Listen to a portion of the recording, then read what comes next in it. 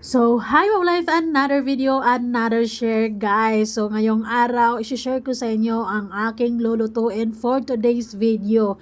Yes, actually, pagising ko pa lang ay iniisip ko na kung ano ang uulamin namin for today. So, kaso ay wala akong maisip. Yun, I came up with this recipe na meron namang tosino sa freezer. And may mga gulay din naman dito nga natira, kaya ito na lang, ganito siya niluluto sa utak ko. And malalaman nyo rin mamaya kung ano ang mga gulay na isasama ko dyan. Syempre, ang ating sikreto ay walang iba kundi ang mamasitas. Dahil iba ang sarap kapag may masitas. Yes.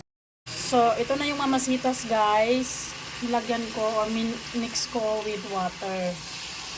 Ayan. Ay, meron pa nga ito. Kasi yung tubig na yan din yung magsisilbing pangluto sa mga gulay.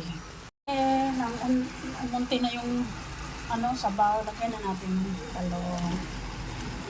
Okay. Tapos, halo.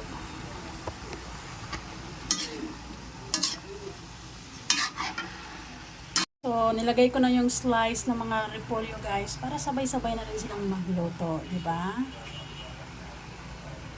And yes guys, ito na ang resulta ng aking ulam for today. O, di ba?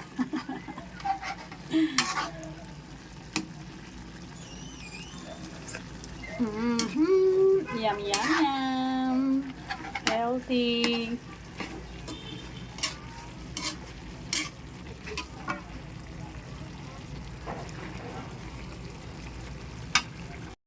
At ayun na nga, para tipid sa gas, itong kamuting 5 piraso ay inilagay ko sa ibabaw ng kanin. But don't you worry guys, hinugasan ko yan ng bonggang-bongga, as in. So malinis po yan talaga.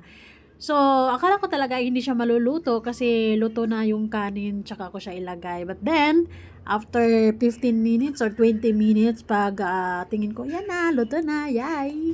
So, this is it! Taste test tayo! So, masarap talaga siya, in fairness naman. Yeah. Walang halong biro, subukan nyo pa nang sa ganay ay ikaw na mismo ang makapagpatunay kung gaano kasarap ang simpleng ulam.